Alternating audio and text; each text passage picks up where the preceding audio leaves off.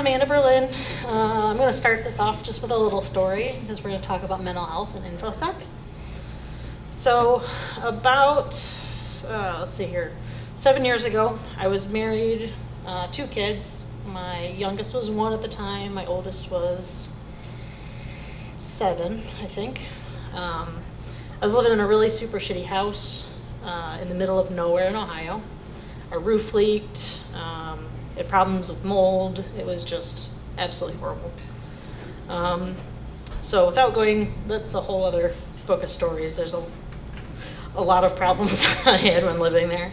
But without going into too much of that, I remember the first night I realized something was wrong with me, other than the obvious stuff. I was getting sadder and sadder, like progressively throughout the day, and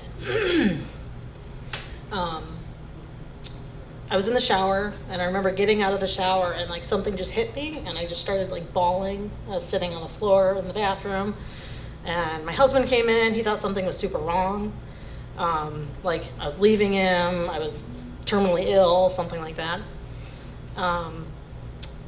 The image that was up there is the best way that I can describe how the inside of me felt. It was just all static. I couldn't speak. It like physically hurt me when I tried to speak. And I don't like using the word trigger, but the thing that triggered me, and I realized this a little bit later on, was that my shower curtain was dirty. I know it's stupid. I felt super immature and just stupid for something like that causing such a breakdown. But it happened, and I realized at that point that I probably should try and figure out what was wrong with me. So looking back at all of it now, yeah, there we go. A lot of the problems that created my anxiety and depression had to do with the cleanliness of the house. Now that I live like by myself with my kids and my house is really super clean, I don't have nearly as many problems with anxiety, and I'm medicated, so that helps. But at the time, I didn't want to ask for help. I knew internally, even if I didn't externalize it and talk to anybody about it, that there was something wrong with me. I thought, I'm at the ripe age of 25. I got this. I've handled everything this far in life. I can handle everything. So I figured I should go and get some help after that. So why in the world am I bringing this up to you people? It's because I consider a lot of you my family. It's the first group of people that I've been in that I'm comfortable talking about anything. You can talk to others about what's on your mind, your passions, that kind of stuff. And when I began talking to people, tweeting, posting about this kind of stuff, I realized there's a lot of people here that struggle with this. It's not just me. I wasn't alone. And I did that for a good 10 years or so. So I had some conversations with some super smart people about this kind of stuff. And I want to continue this conversation just so it's not as much of a stigma as, it doesn't come with as much of a stigma as people associate with it now, right? It's kind of taboo to talk about. Less so than it used to be, but it's getting a little bit better. We never want to admit anything's wrong with us. So what's the first part of any 12-step program? Admitting, or like acceptance. So you can't just accept that something wrong with you. You have to accept that you need help. And otherwise you're just going to keep spiraling down into the same, depression or whatever other mental health issues you might happen to have. So not only do people in our industry have the normal stresses of jobs, so, stress from your boss, your coworkers, from your family, stuff like that, but we have additional stresses put on top of us because this is our passion, right? We don't do this because we're being made to. We do this because we want to, assuming none of you have to be here, right? This is your choice. You're here because it's your passion, and it's something you really enjoy doing. Our community is full of compassionate and driven and just super intellectual people. And so it's difficult to compare to any other ones that are out there. And not only do we have those kind of stresses, but things like, we have people in our industry that work with, try to catch child traffickers, or, other law enforcement things, or the military, or anything else that might cause, significantly more stress that normal people don't have to deal with. So let's talk about some of the research that I was able to do. When I first thought of this idea, so I was trying to come up with not really a super technical talk to talk about. I'm like, all right, well, what about mental health issues in STEM fields? And the first thing I did is I Googled that, mental health in STEM fields, and it came up with 6 million results. Most of them were about women. But 70% of our industry is men, right? So why would it be so heavily weighted towards women? I took out the women as a search term, and it took it down to 2 million. But nobody wants to talk about the men. I know men have a hard time verbalizing this stuff a lot of times, but they have the same type of issues that women do, right? I know, mentally we're different. Women have the tendency to have more anxiety issues, while men tend towards like substance abuse and antisocial issues. Let's see here. So the hypothesis I was trying to prove is that it seems like there's a lot of mental health issues in Infosec as opposed to other fields. There's actually a hypothesis that's called the Savannah IQ interaction hypothesis. And I'm going to read a quote from that. The finding of an association between progressively increasing risk of bipolar disorder and high arithmetic intellectual performance is rather surprising. They wrote that explaining their arithmetic test requires not only mathematical skill, but rapid information processing for the purpose of successfully completing the timed exam. High scorers with such rapid processing power may also share a tendency to experience mania, which is a high state of focus and psychomotor activity. So half of this paper is talking about how smart people have a lot of issues with mental health. And they go on to talk about other things, like we're also more likely to self-medicate.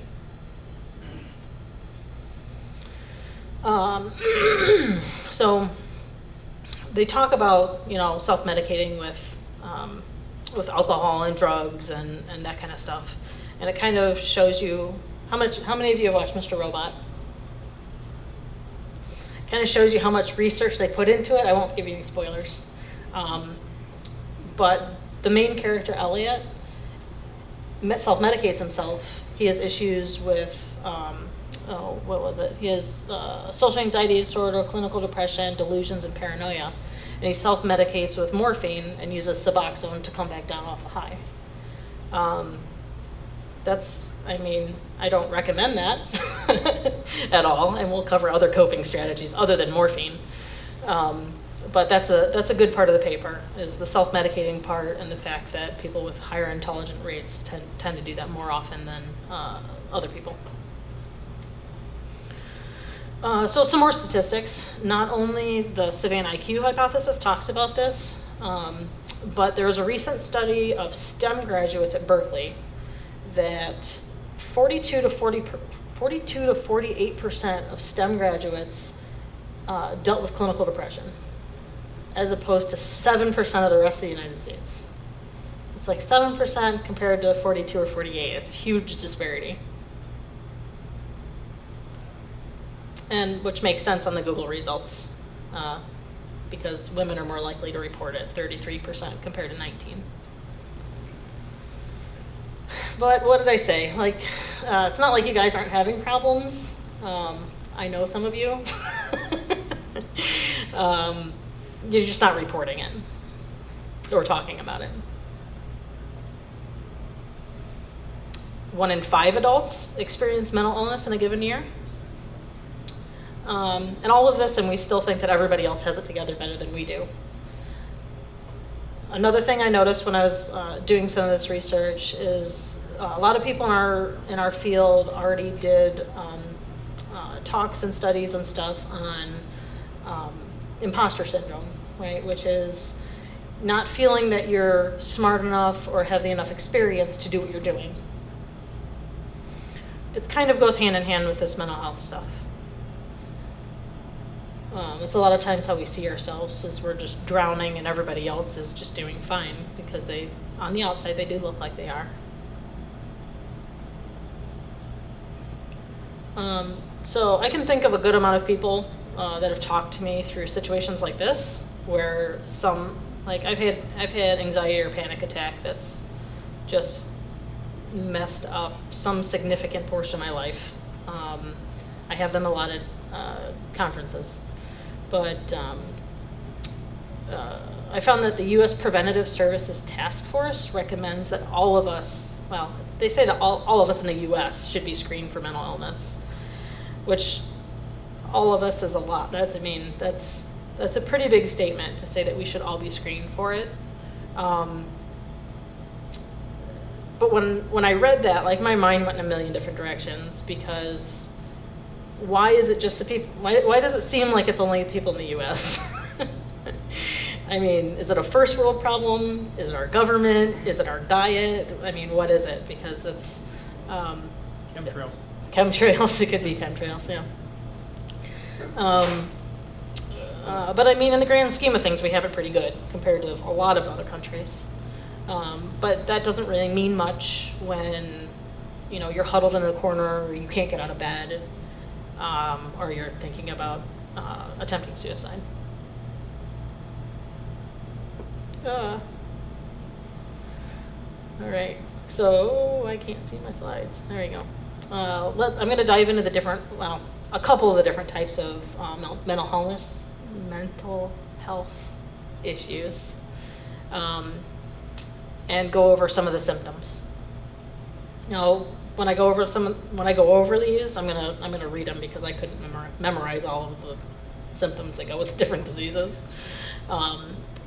Realize that it's not just shit going on inside your brain. A lot of it manifests itself as physical issues. Stomach aches, back aches, headaches. Actual physical issues dealing with this kind of stuff. So, first one is social anxiety disorder. Some common symptoms are fear of situations in which you might be judged, worrying about embarrassing or humiliating yourself, concern that you'll offend someone, intense fear of interacting or talking with strangers, which I have that. Fear of physical symptoms that may cause you embarrassment, like sweating or blushing or stuttering, something like that.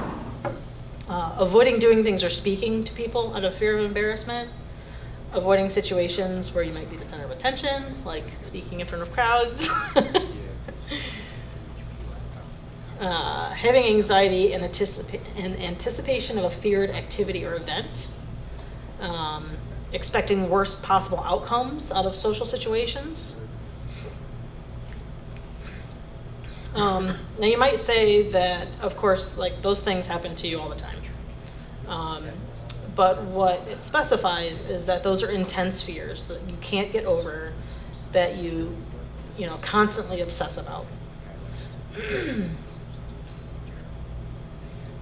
You might avoid normal situations, like using a public restroom, interacting with strangers, eating in front of others seems to be a common one.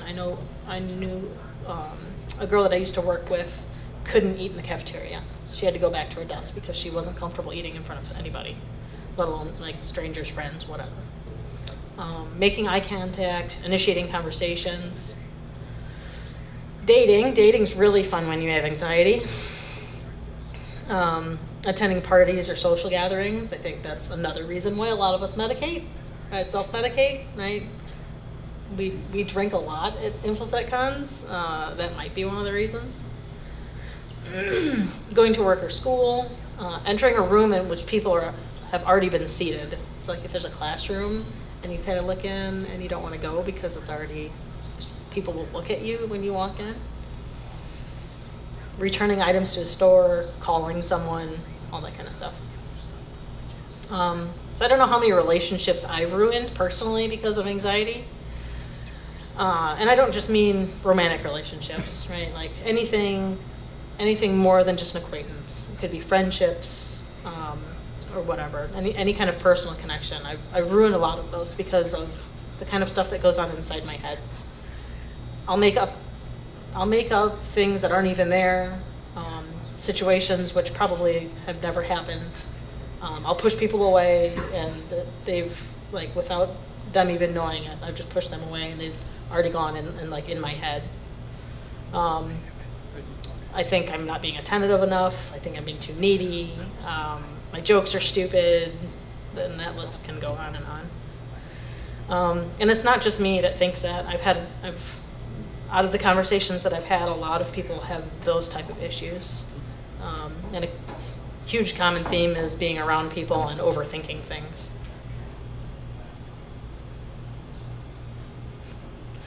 So next up, this one's super fun, is bipolar disorder. So it's previously known as manic depression. And there's two sides of this one. First, there's the manic part. Some of the symptoms of that are you're abnormally upbeat. You have a inflated sense of self-worth, increased activity, increased energy, inability to sleep, lots of self-confidence. There's a decreased need for sleep, unusual talkativeness, distractibility, and also poor decision making. So gambling, bad money decisions, promiscuous sex is one of them, going on buying sprees. And the second part of that is of bipolar is all the characteristics of depression. So there's depressed mood, lack of interest in all the things that you used to enjoy, whether it be work, your hobbies, sports, whatever.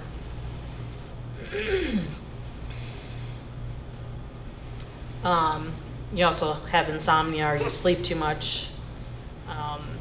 1 minute you'll be, huddled in bed, not being able to get up, and the next minute you have a lot of, extra energy to do things. Can someone let them in? And of course, suicide goes along with that too. Next one is borderline personality disorder. So it impacts the way you think about yourself and others. There's intense fear of abandonment, and you even go to extreme measures to avoid real rejection, or rejection that you've just thought up in your brain. A pattern of unstable relationships follow that. 1 minute you'll idolize somebody, and the next minute you think they're out to get you. Let's see here. Rapid changes in self-identity and self-image. So shifting your goals and shifting values, quitting work one day and wanting to go back the next. Seeing yourself as bad, or that you don't even exist. Periods of stress-related paranoia and loss of contact with reality, and that can last a few minutes to a few hours. I can imagine just how scary that is. Binge eating, drug abuse. You might end a positive relationship along, just like with a job. You quit it 1 second and you want to go back the next. Suicidal thoughts, mood swings, and inappropriate, intense anger. You lose your temper a lot. So depression is one of the most talked about mental health issues. Many people associate it with just being sad, but it's way more than that. You're not able to get out of bed.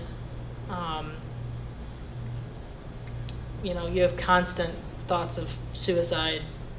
It can get pretty bad depending on the level of depression that you're dealing with. According to a recent World Health Organization study, depression is the leading cause of physical illness in the world, which amazed me. I didn't initially have that in my presentation. Just to make sure I had all of this right, I have a friend that's dabbles in Infosec, but he works in mental health. So I did a write-up and I sent this all to him, and he sent me back some really, really good information. He said a lot of people have to deal with this. You know, people come to him in varying levels of depression. You also have tiredness and lack of energy, changes in appetite, and not just not wanting to eat, but you may overeat, lose weight, gain weight with those. Anxiety usually comes with depression. Those two come together quite often. Slowed thinking or speaking, blaming yourself for things that aren't your responsibility. You have trouble thinking and concentrating, trouble making decisions and remembering things. Unexplained physical problems, like I mentioned before, so stomach aches, headaches, backaches.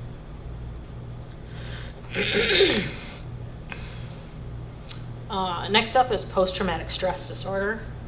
A lot of people associate this with our military and having to see active combat. That's the majority of the people that have PSD, but there are so many other reasons that you could have it. It's from experiencing a traumatic event, either yourself or seeing it happen. You'll have flashbacks to those events where it feels like you're there and you remember it in vivid detail. It can happen from, you know, a really difficult childhood or seeing something super traumatic. You get dreams and nightmares that you'll wake up at night thinking that you've been there again, wherever you were at. Next is obsessive compulsive disorder. A lot of people say they're OCD about things. They'll, you know, they like their house clean or they like things organized. But that's not what an OCD, I mean, it is, but it's an intense fear or an intense need to be clean or to have things organized. And if you don't have that stuff in your life, you know, if you haven't gone through whatever routine helps you leave the house that day, you could have, you know, end up having super violent thoughts are one of the symptoms. But it's OCD, so obsessive compulsive. You obsess about those things, about the fears, you know, that you have.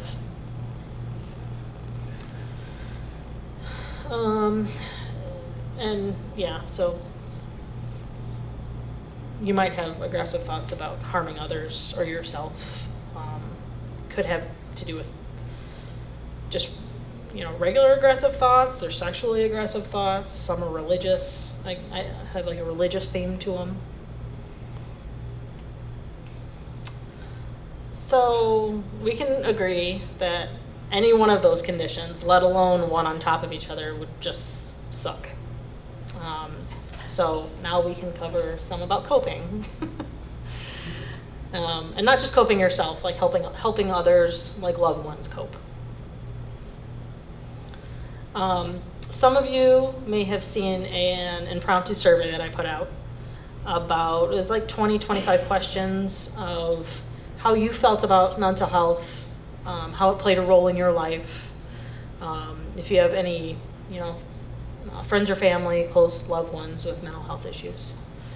One of the responses that I got back, or several of the responses that I got back, had to do with this particular question.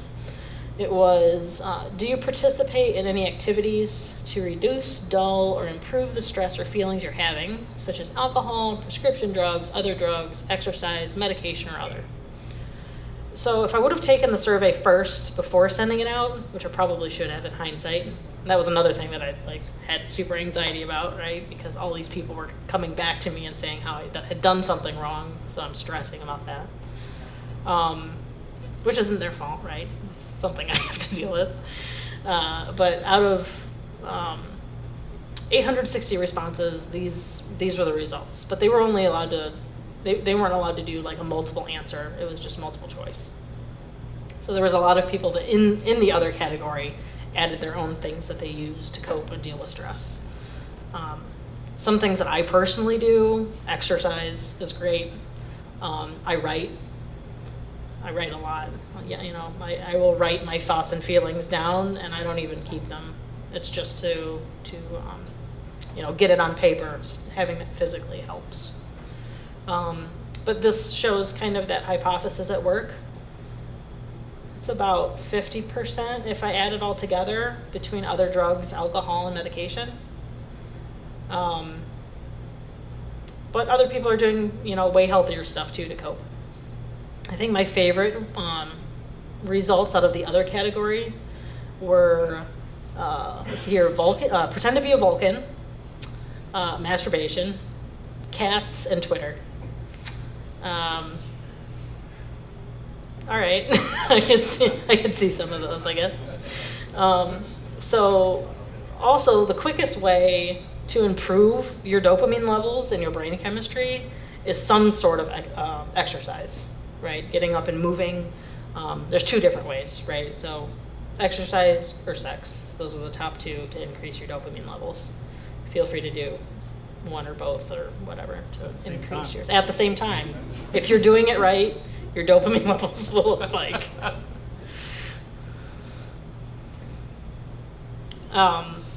So not to go straight from joking about sex to talking about my mom, because that's a whole other mental health thing that we would have to talk about.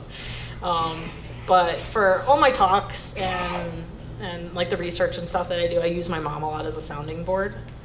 And when I told her about what I was going to talk about and different coping strategies and medication and stuff like that, she brought up, it was her great grandma. During menopause, they sent her for shock treatments because she was feeling sad and withdrawn. It's nothing like shocking the hell out of you to get you out of depression. We have better options now, right? There's medication, there's meditation, there's all those other things that we listed if you want to be a Vulcan.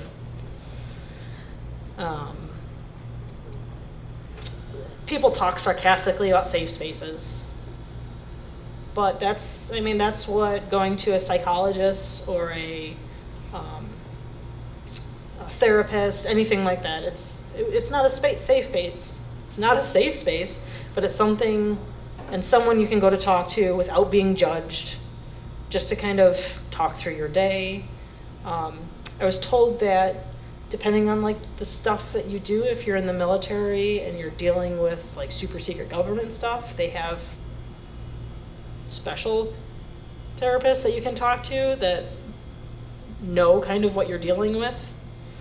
And it can be very therapeutic to externalize that stuff. So yeah, back when my great-great-grandma was alive, you couldn't talk about this stuff. You couldn't talk about, how you were feeling sad, or they would send you off for shock treatments. You couldn't talk about divorce. You couldn't talk about teen pregnancy. I've had all three, which it's great to talk to a therapist about. So not only can you talk to people here, in your field, you can also go to somebody that will give you a professional opinion.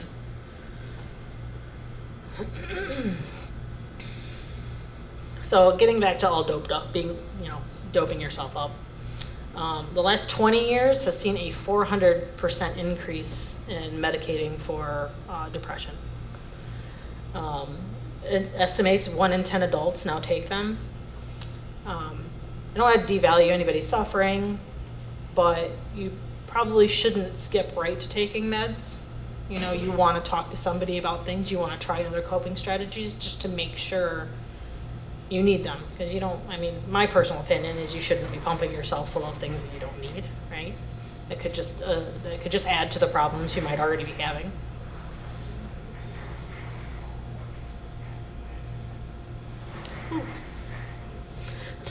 So when I was first prescribed medication, I took Zoloft, and when the slide comes up, I can show you what I was explained.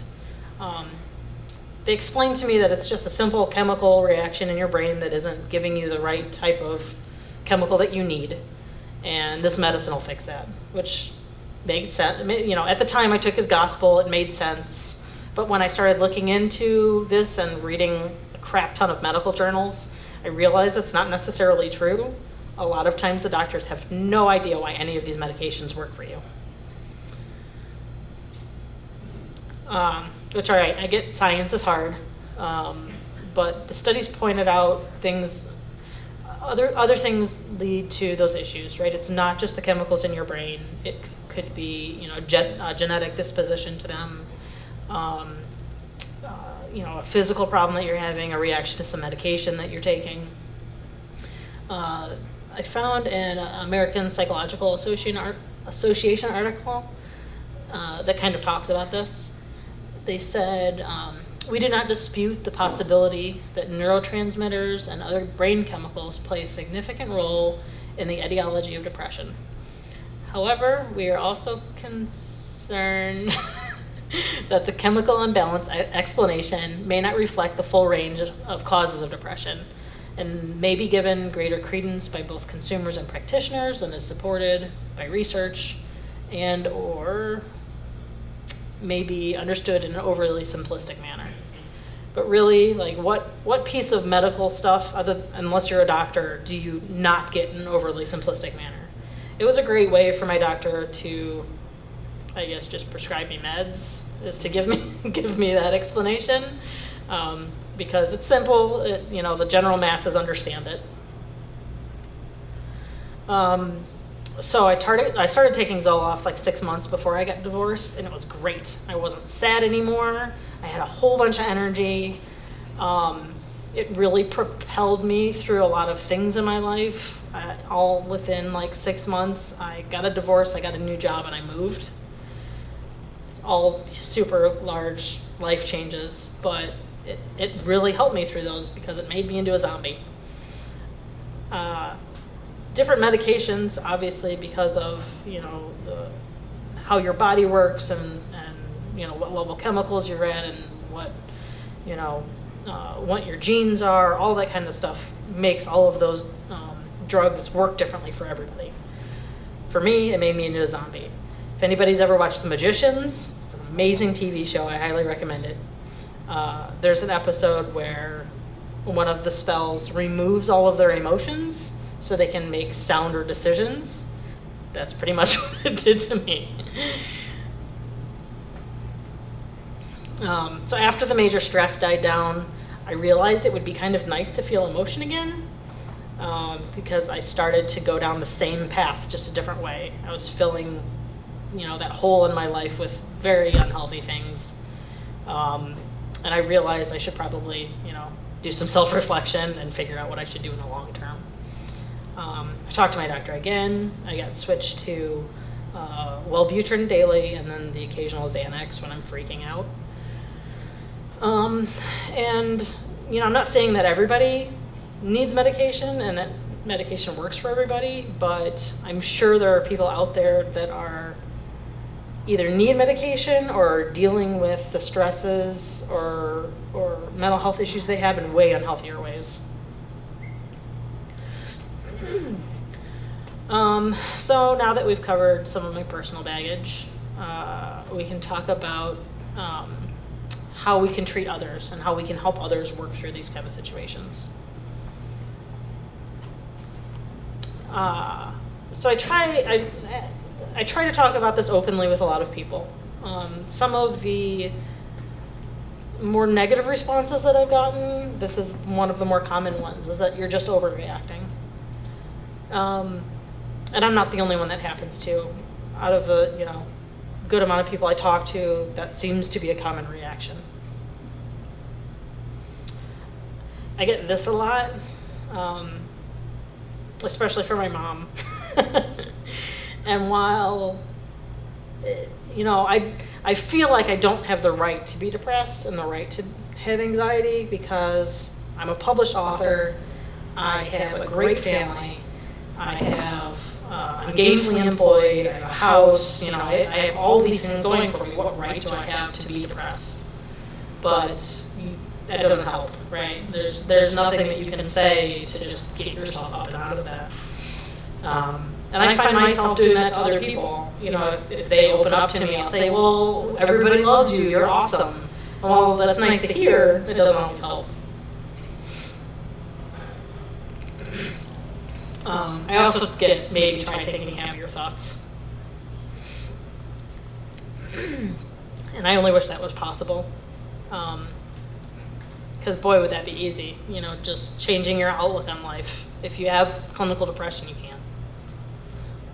You might, put the face on the outside and pretend that you're happy, but nothing on the inside goes away.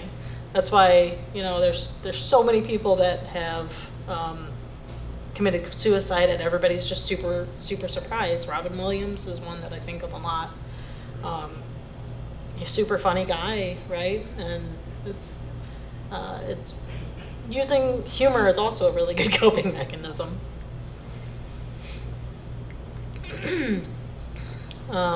And we already talked about this a little bit, that you can't just tell somebody that has food poisoning, oh, you're overreacting, or you should just have a better outlook on it and you'll get better.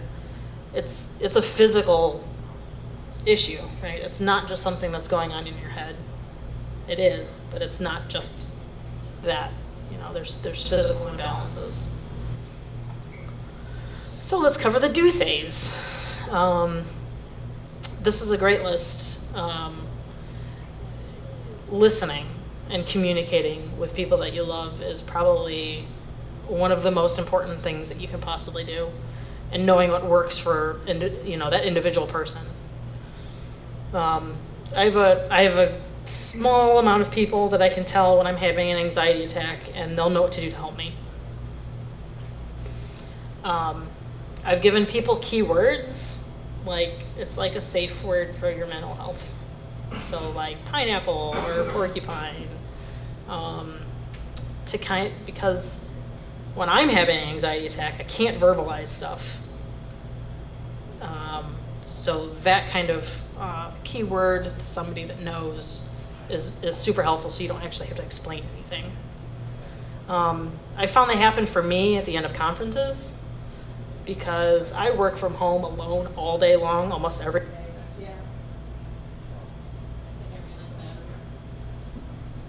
I'll just talk louder.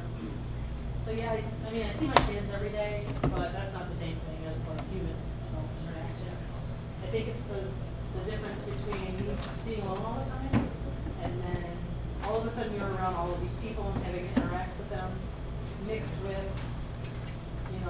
crappy diet and not exercising now every morning. You kind of get out of the rhythm of things, and that can cause it. I used to forget my vitamins and my medication when I travel.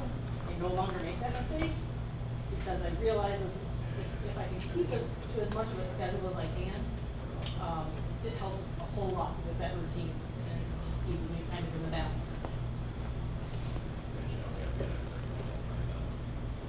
Another thing you have to understand is they might not feel like going anywhere, especially if it's social anxiety disorder or social anxiety on top of any of those other mental health issues. Thoughts of crowds, enclosed spaces, dirty public restrooms, that kind of stuff just makes it.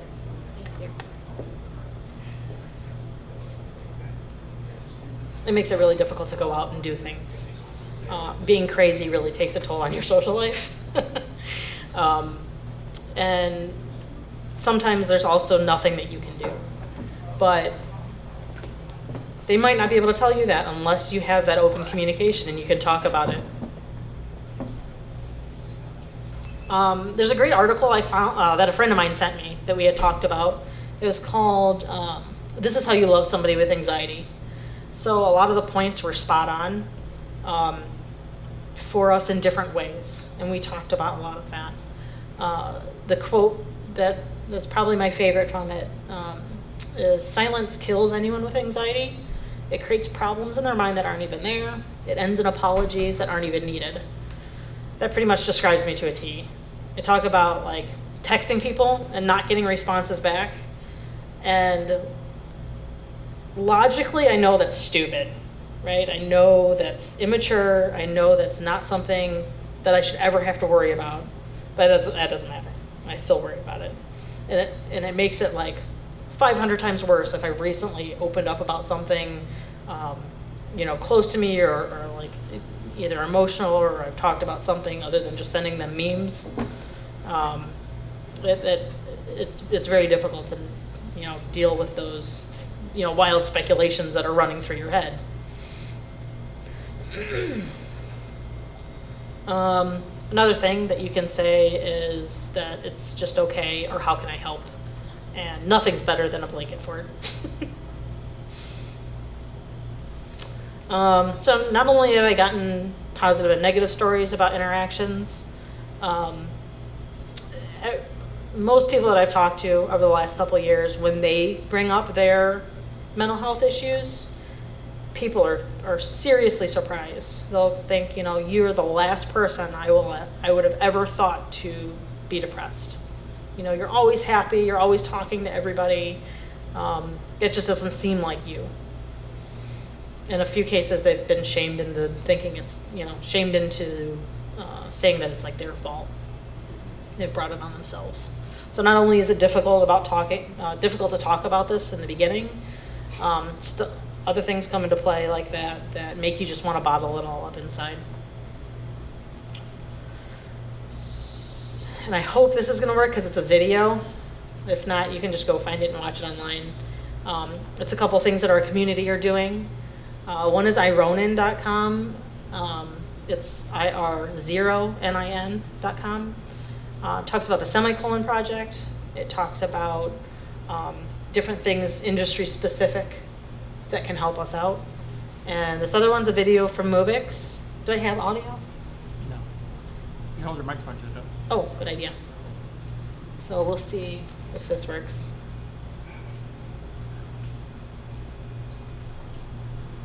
Oh crap. How do I work this Windows box?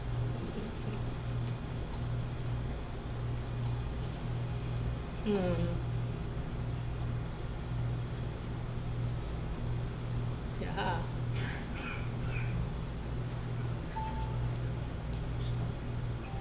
Alright, here goes. Hi, my name's Rob Fuller, and I'm a hacker. Now, every single one of you watching probably has a different definition of what that might be. But I guarantee not a single one of those definitions includes race, creed, color, religion, sexual preference, or anything in between. The hacker community is filled with human beings, people from all walks of life.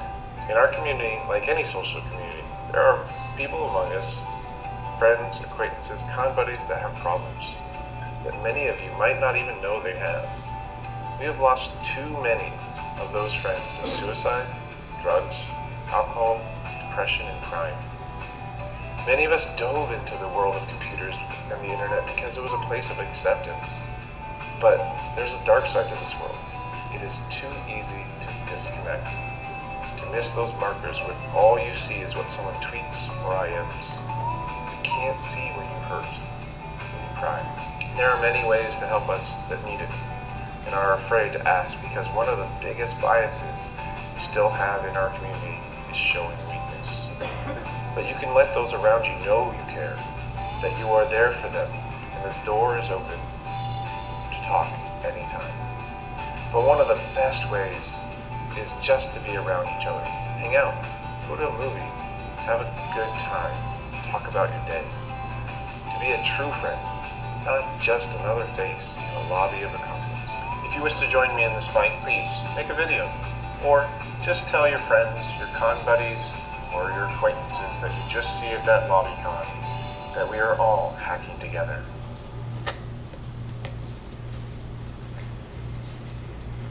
All right, so I think we could do a better job of hacking together. My door, my phone, my DMs, anything are always open to anybody that ever wants to talk about this kind of stuff. If I'm feeling lonely or disconnected or missing people because I live out in the middle of nowhere, I'll like tweet out a video chat link and just chat with people. What are they working on? You know, everyday family stuff, things that are going on in their lives, that kind of thing.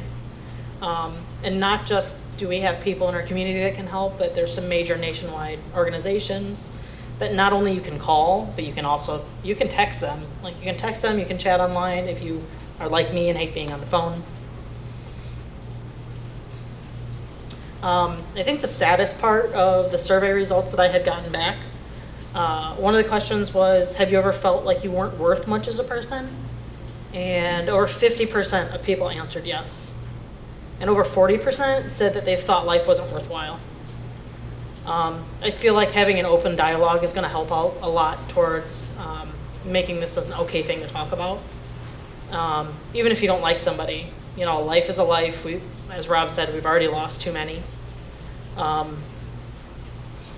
And so here are some amazing nationwide organizations that you can talk to. Some are for military veterans, other are for LGBT youth. Just great organizations that can help deal with whatever, if you think you have nowhere else to go. And I wanted to finish up with a cute picture of Puppy because I realized how depressing this talk probably was. And to recap 3 things. 1, you're definitely not alone. 2, get help if you need it. You know, the person next to you, family, somebody, you know, professionally that does it, just get help if you need it. And be compassionate to people and communicate. We've all had our struggles in life, some worse than others, but you never know what's going on in somebody else's mind. And that's it.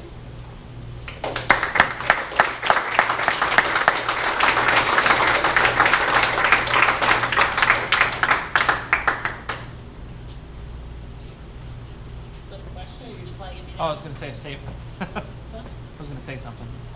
I just wanted to share that you know, medication needs can change over time, and that it's with several of these conditions, you may go through experiences where you feel after you've been on the medication that you no longer need it, and then you'll remove yourself from that medication, and then you're not being aware of the experiences that are going on, and that you should try to be self-aware and understanding, and Have a good support system. Good support system. Think about you know, what you're doing, how you're letting yourself fall into certain trends, and talk to somebody about that. Talk to a professional, talk to your friends, talk to therapists. It's real important. Any questions? Medication, drug, all that kind of stuff. So